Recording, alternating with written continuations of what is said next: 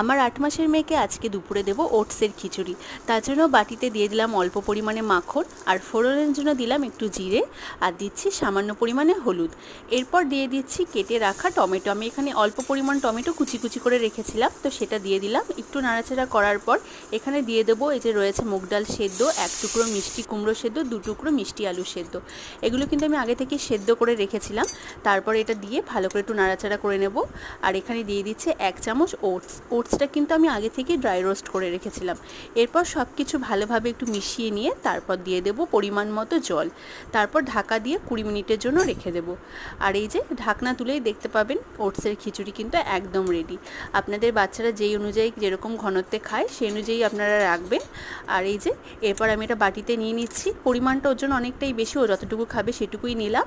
আর এরপর সোনাইকে খাওয়াবো। এরকম ভিডিও যদি আরও দেখতে চান তাহলে চ্যানেলটা অবশ্যই সাবস্ক্রাইব করে দেবেন।